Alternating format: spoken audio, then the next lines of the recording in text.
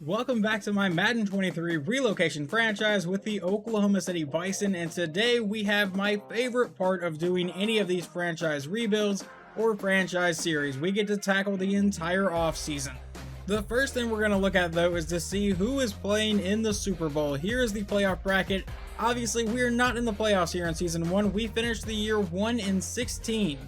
Before we simulate all of the playoffs though, let's go over and see where our team ranked. We finished as the number 32 offense in points per game, the number 29 offense in passing yards per game, dead last in rushing yards per game, dead last in defensive points per game, number 15 in defensive passing yards per game, but I think it's because they were averaging 154.8 rushing yards on us, which was good for dead last. Honestly, I feel like these guys were set up for failure from the start, but we're going to go ahead and fire our offensive coordinator and fire our defensive coordinator. For our offensive coordinator, I'm going to hire Marvin Fowler. He comes in with the Cardinals playbook. I don't really know if that matters too much. I honestly don't know how much coordinators matter at all in this, but we're going to go ahead and bring in him. So I'm a little torn here on who I want to bring in for defensive coordinator because we have Sammy Rios here. He does have the same playbook that we run on defense with the same scheme, would also give us 66 staff points, which could help out tremendously. But over here, we have Jack Parker, who has the Minnesota defensive playbook, but runs the same exact scheme and comes in with 11 talents, but only 33 staff points would come with him. So trying to decide between these two, and apparently I'm probably going to make the wrong decision, to be completely honest.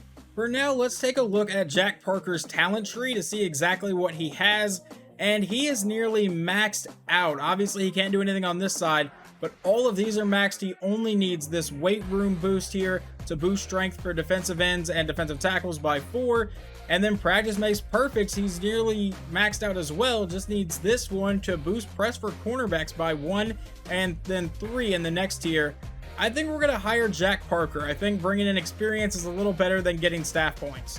In case you were curious, because I did not show it, here is Marvin Fowler's staff tree. So he is maxed out in a lot of areas as well, only missing these two down here, and I think this side's completely maxed.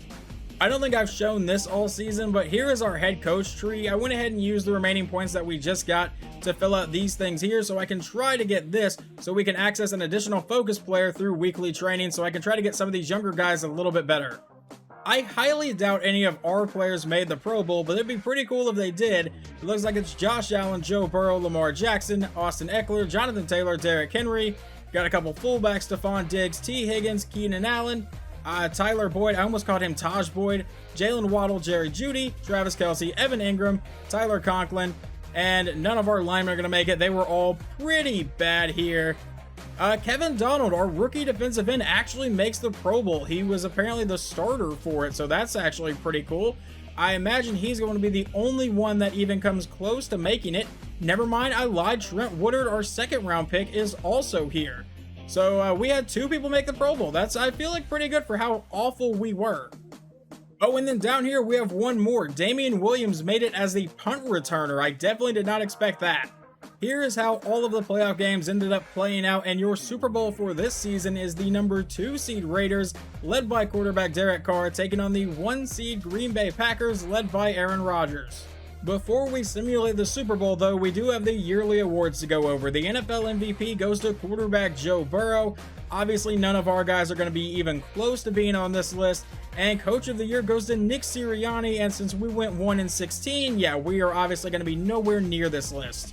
Since we're in the AFC, we will first check out the NFC awards. Cooper Kupp wins Offensive Player of the Year. Defensive Player of the Year goes to Micah Parsons. Offensive Rookie of the Year goes to quarterback Greg Giles for the Buccaneers. He was actually on the MVP voting list, so he obviously had a pretty solid year.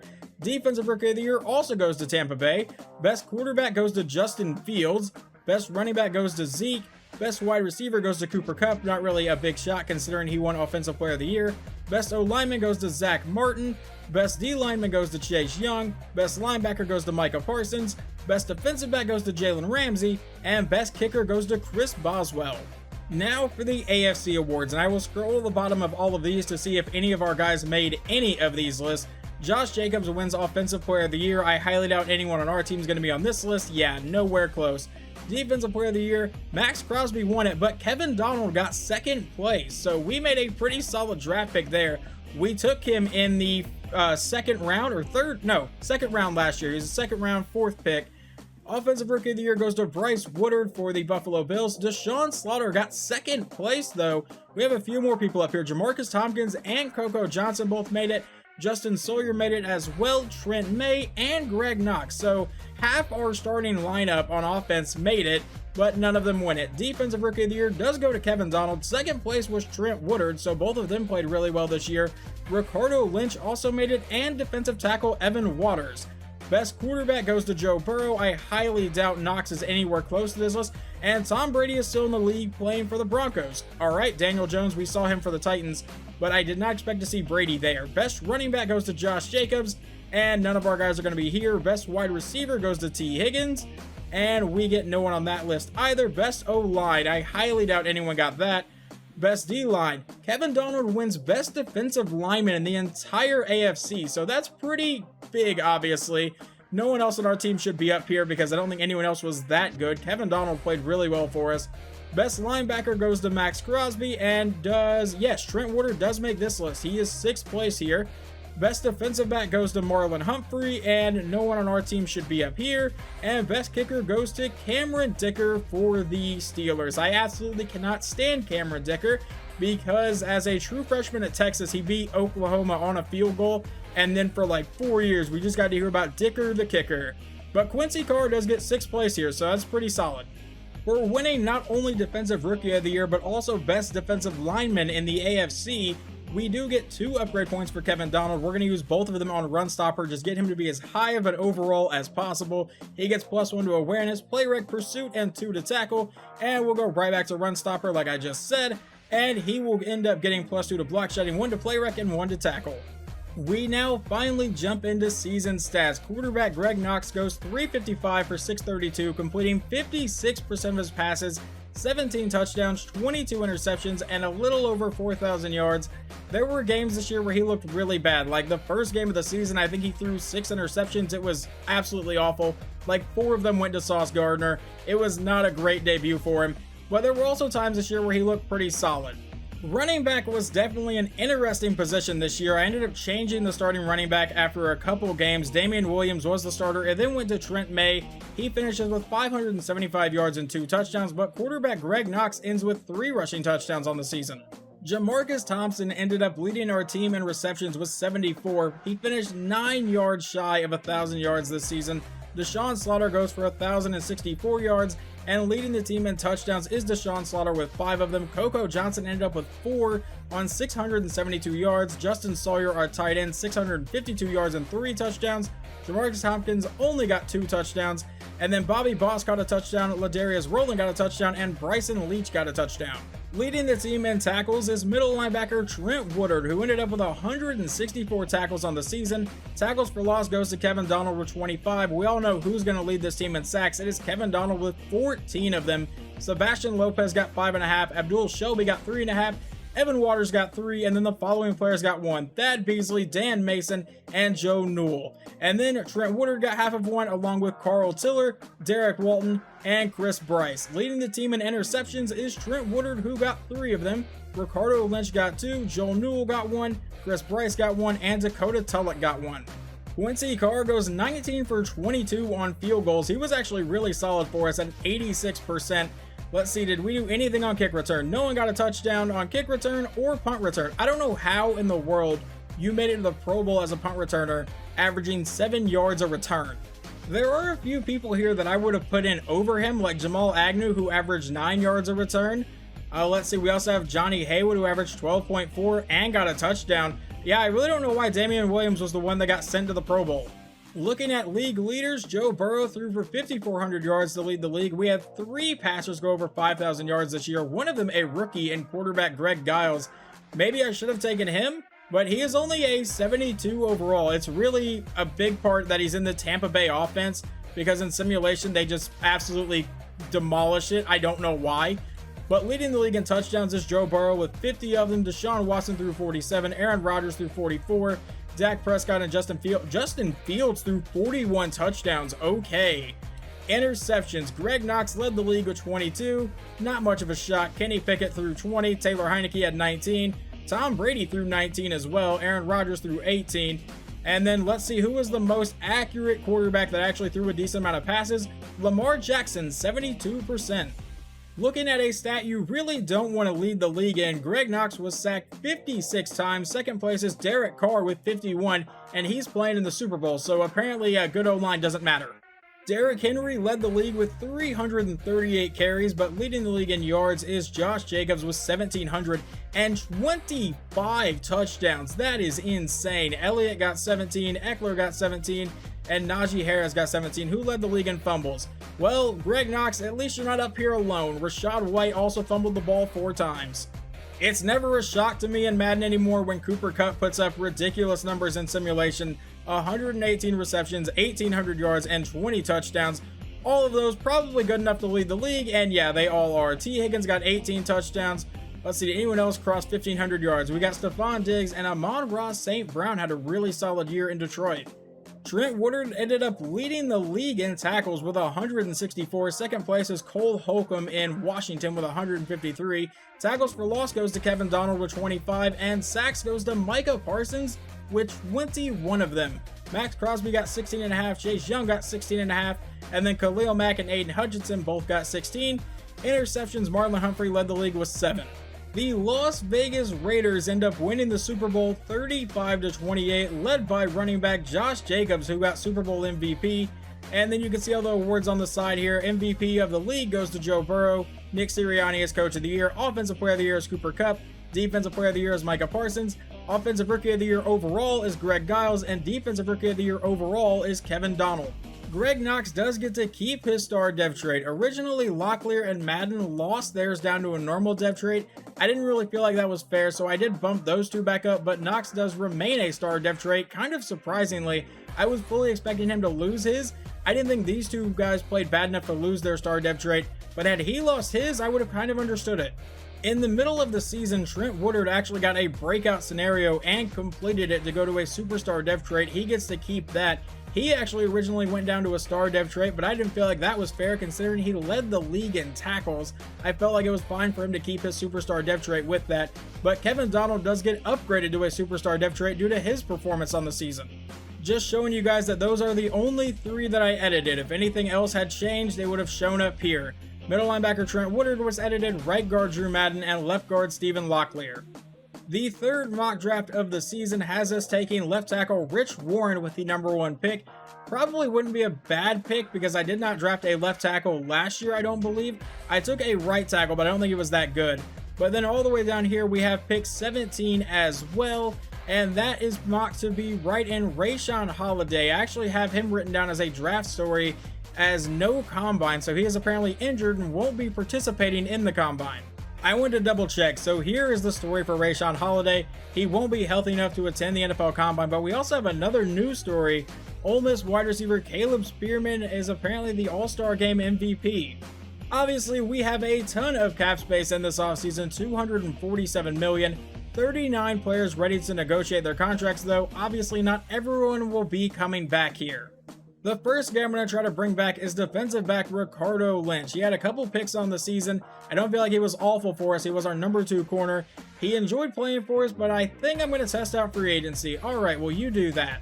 Running back Trent May isn't someone that I'm dying to bring back to this team, but he did play okay at certain points last year. We'll offer him a 1-year contract, and he is not interested in signing. Abdul Shelby had a couple nice plays for us last season, but he's wanting $3 million. And yeah, I have a ton of cap space, but I don't really think he's worth $3 million. Sebastian Lopez is wanting a bit bigger of a contract than I thought he would want either. I imagine their age is playing a bigger role in that because these guys that are like 24 are wanting a little bit lower contracts. But the last guy was 22, Lopez is 23. We'll offer him this 1-year deal, and he thinks free agency will be better in the long run. Now, a lot of these guys will probably not end up signed anyway, so I could bring them back, but I don't think I'm really going to bring back anyone because no one is wanting to come back. A lot of these guys have low or no re-sign interest pretty much, and I think I'm just going to let all of these guys walk and we will just go test free agency and see exactly who we can land. Now, I do have some specific rules for free agency, and I'll go over those here in just a minute. Starting at quarterback, we only have Greg Knox on the roster right now. At running back, we only have Joey Logan. I honestly have no idea who you even are. I don't know why. Some of these guys I didn't draft but are still on the team, but I'm pretty sure I didn't re-sign them either. So I really have no idea why they're on the team currently. Maybe they were on the practice squad. But at wide receiver, we have Deshaun Slaughter, Jamarcus Tompkins, and Coco Johnson. Both of these guys actually broke into the 70 overall, and I was really proud of them. Coco Johnson ended up kind of being a fan favorite, and I feel like he's going to get a little more playing time next season, but we'll see exactly how the draft and free agency all plays out. At tight end, we only have Vince Sawyer. Left tackle, we have nobody. Left guard, we have Locklear and Longwell. Center, we have Lovato and Stanley. Right guard, we have Drew Madden. Right tackle, we have Corey Brock and Dakota Weber. On defense, we have Kevin Donald, who was an 83 overall, by far the best player on our team. Right in is George Peoples at a 58, so definitely a position of need. Defensive tackle, we got Elijah Garcia, Steven Russell, and Bryce Turner. Outside linebacker is Carl Tiller. Middle linebacker is Trent Woodard. Right outside linebacker is Derek Walton. At corner, we have Thomas Ross and Max Moore. That is it. Free safety, we have Chris Bryce. Strong safety, we have nobody, and we have no kicker or punter. Now we are ready to jump into free agency here, and here is the way I want to do this. If they have no interest in us, I'm not going to bring them in unless they are pretty low rated here.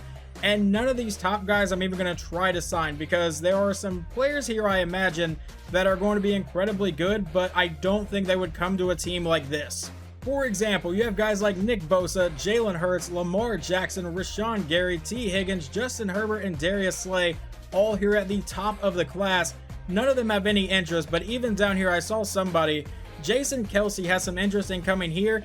He's 36 years old, 89 overall. I don't think it would be realistic that he would want to come to this bad of a team this late in his career. So I'm going to look for guys that are around 75-ish overall that actually have some interest in us and see if we can get some help added to this team. I'm not sure if I'm going to offer him a contract just yet, but Darius Slayton is kind of the player I'm looking for. He has a high interest in us. He's under an 80 overall, and if you look at his motivations, the scheme fit. We have a franchise quarterback because Greg Knox does have that player tag, and then the big thing I'm looking for is the top of the depth chart. Current or projected depth 1, so he is looking to be a starter somewhere, or at least high on the depth chart, and for us, he would probably be the #1 receiver going into the season. Well, I ended up offering a contract to wide receiver Darius Slayton. He pretty much has the most interest out of anyone in free agency for us, so we offered him a contract. Running back Nyheim Hines, safety Ryan Neal, defensive tackle Neville Gallimore, and left tackle Jerron Christian Sr. I don't know if I said his name right or not, but let's see if any of these guys are willing to sign after the first stage. Nyheim Hines is the only one left because we did land Slayton, Neal, Gallimore, and Christian. The next 5 contracts, I did up the offer for Nyheim Hines just so hopefully he'll sign his deal. I also offered a contract to defensive back Miles Bryant, right end Rasheem Green, tight end Ian Thomas, and defensive back Sidney Jones. Once again, most of these guys have pretty decent interest in us. They're not super highly rated, so they, I think, would be a little more willing to come to a team that is this bad and this far rebuilding. But we do land a few of them. We get Green, we get Bryant, we get Sidney Jones. And then who is left over here? Nyheim Hines and Ian Thomas are still waiting to sign their contracts. So I've seen these guys up here the entire time. You have Cam Akers, Antonio Gibson, and AJ Dillon. Obviously, all of these guys are at least 80 overall, but Gibson does have a lot of interest in us, and he has a bit better ratings than Nyheim Hines. So I think what I'm going to do is I'm going to offer this 3-year contract to Antonio Gibson and go ahead and I think I'll keep the offer also for Nyheim Hines, and we'll try to bring in both of these guys. So after that, I went ahead and found a few more players to offer contracts to. You guys have already seen Antonio Gibson. I've also offered a contract to kicker Eddie Pinheiro, punter Rigoberto Sanchez. At running back, obviously Nyheim Hines is still here, and then tight end Ian Thomas. Let's see, are all of these guys going to sign here? Well, everyone's signed except for our kicker and punter. We do land Antonio Gibson. We also land Nyheim Hines, and then we also land Ian Thomas. So far, I've gotten everyone that I wanted to get, or at least targeted so far.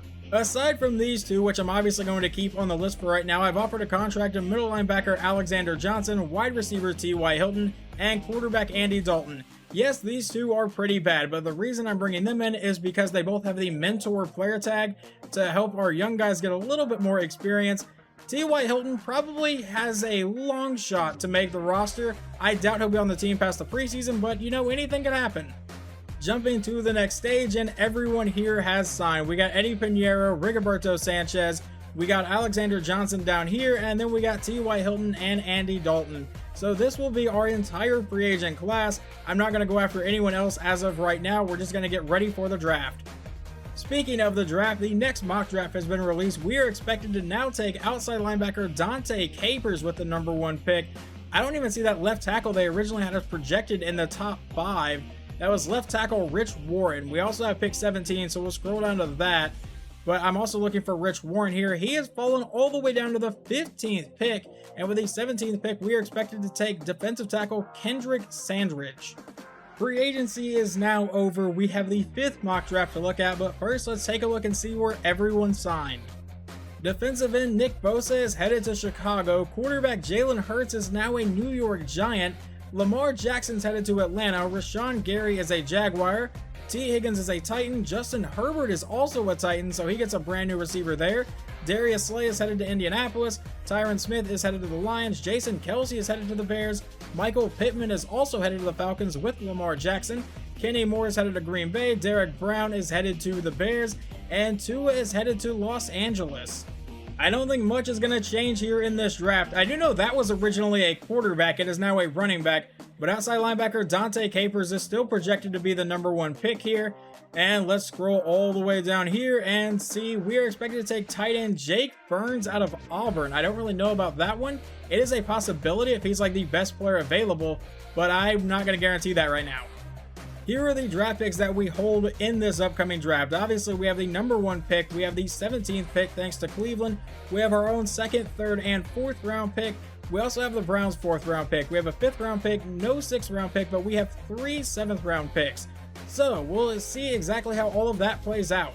So the problem with me having the number 1 pick this year, and I've thought about it a lot, is do I want to try to take the best player in the draft like I attempted to last year and taking quarterback Greg Knox, or do I want to trade it away and get more draft picks for later in this year or possibly even next year? Because looking at the top 5 here, there is definitely some talent. Deshaun Weston is pretty good, but we have Trent Woodard. Outside linebacker Dante Capers is probably a monster. We also have outside linebacker Joe Rivers, left tackle Rich Warren, and left guard Jermaine Garvin. But let's take a look at Dante Capers here. He has B block shedding, A pursuit, B tackle, D zone coverage. He's not a scheme fit for us. He's more of a power rusher. Our guys are run stoppers, at least for the scheme. He has solid speed. Let's see, he has A awareness, D man coverage, B tackle, D zone. He can't cover at all. C play rec, A pursuit. I don't really know if he's worth the number 1 pick. Looking through these trades though, there's nothing that's really catching my attention. The Bears are offering the 23rd pick in this draft and a 1st round pick next year and a 2nd round pick this year, but 23 is a little farther than I want to fall back. The Vikings are offering the 3rd pick, but then 2 future picks that are in round 3 and 6. The Raiders are offering the 32nd pick in this draft and a 1st round pick next year.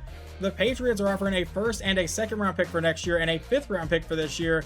The Dolphins want to trade up 1 spot and are willing to give me a 3rd round pick next year and a 7th round pick for this season. And then the Colts are offering the 13th pick in this draft, a 2nd round pick, and a 4th round pick. That's honestly the most enticing one to me. After a while of sitting here and looking through the prospects to make sure there was no one that I really wanted with the number 1 pick here, like no generational talents or anything like that, I think what I'm going to do is trade with the Dolphins to pick up the 2nd pick in the draft, and we may double trade back, but we are going to take this offer here, and let's see who Miami is going to take with the number 1 pick in the draft. I tried to do some manual trades as well, and just nothing was working. I was trying to pick up a 2nd round pick. No one would give me one. But let's see. The Miami Dolphins with the number 1 pick take Deshaun Weston. So you really didn't need to jump me, but okay. And the Vikings also want to trade up again. So we're just going to take their number 3 pick here and a 3rd round pick next year, I believe is what it said. And let's see who they are going to take with the number 2 pick. I imagine they are going to take Capers here. And that is exactly who they are taking. So we'll see how good he is after the draft and figure out if I should have taken him or if I did the right thing here.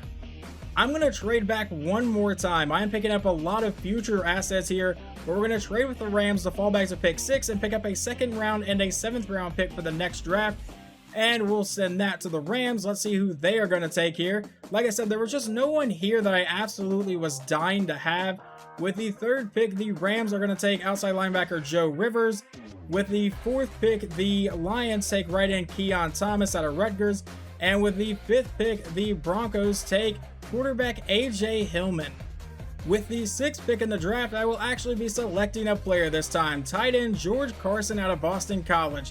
He comes in with A awareness, A break tackle, A carrying, a lot of A's here as you can see. B run block, B run block finesse, D run block power isn't great, but I think this kid's going to be very good. He is the fastest tight end in the class. We're going to take tight end George Carson here with the 6th overall pick, and he is a hidden dev trade. Now let's see how the rest of these picks play out until pick 17. With the 7th pick in the draft, they take left tackle Rich Warren. He is now a Giant. The Commanders take free safety Glenn Wall out of Oklahoma. The Cardinals are going to take left guard Jermaine Garvin out of LSU. The Panthers with the 10th pick are going to take defensive back Chauncey Cobb out of Florida. The Saints with the 11th pick in the draft take defensive tackle Joel Jackson. I actually really considered him. He will probably be a player that I go look at to see exactly how good he is. With the 12th pick in the draft, they take defensive tackle Tevin Majetti. I'm not real sure how to say his name. He did have a draft story of a good bowl game. I thought about taking him as well, but I think the tight end we took is going to be a big help to our offense. I think we need to surround our quarterback with some weapons. Then the Colts take a defensive back in Tommy Rivers. They kept trying to trade up to take somebody. They were offering trades every time. The Titans then take defensive end TJ Michaels. With the 15th pick, the 49ers take defensive back Quincy Silver. And with the 17th pick, the Steelers are going to take middle linebacker Alex Holiday. I know I'm taking a ton of trades in this draft, but we're going to take one more. With the Tampa Bay Buccaneers, we're going to fall back 2 spots. They pick up pick 17. We're going to fall to pick 19. Let's see who they are going to take with this pick here. Who did they trade up for? They take middle linebacker Jaden Bowman, not who I was going to take. And with pick 18, the Patriots take right guard Kendrick Franklin, another player I really wasn't looking at taking. With the 19th pick here in the first round, we're going to take outside linebacker Daryl Nix out of Clemson. Comes in as a 21-year-old. He's decently fast here. It says he has good speed. He has A awareness, D block shedding, which is a little bit concerning, but the A zone coverage, A pursuit, and B hit power are enough for me. We'll take Daryl Nix, and he will also have a hidden dev trait. With the first pick here in the second round, I'm going to take right tackle Byron Conway out of Oregon. He comes in with either A or B awareness, A impact block, A lead block, B pass block. I think he could be pretty solid. He is one of the strongest tackles in the class as well, so we'll take Byron Conway, who will also be a hidden dev trait. I'm back over here looking at the draft stories because I want to check something real fast. Heisman update. Burnett takes home prestigious award. The honor of being named the nation's top player goes to Stanford receiver Herschel Burnett, who was voted as this year's Heisman Trophy winner. Yeah, that's definitely him. I thought maybe I wrote down the wrong name. This guy is not good. He's still available at the beginning of the third round here. He has F catching traffic, D medium route, D short route, C spectacular catching. I can't believe this guy is the one who won the Heisman.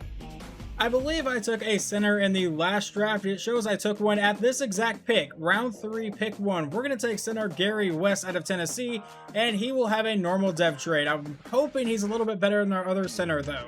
With the 19th pick here in the third round, I'm going to take defensive back Felix McGee out of Florida. He comes in at 6'3". He is a very tall corner.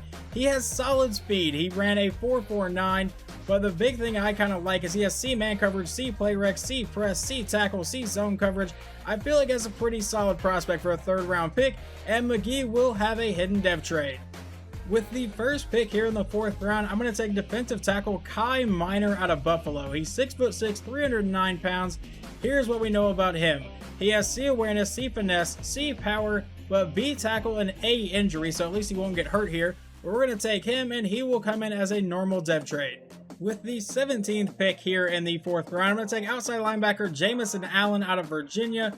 What we know about him is B man coverage, B tackle, A zone coverage, C pursuit, and he's a decently fast linebacker.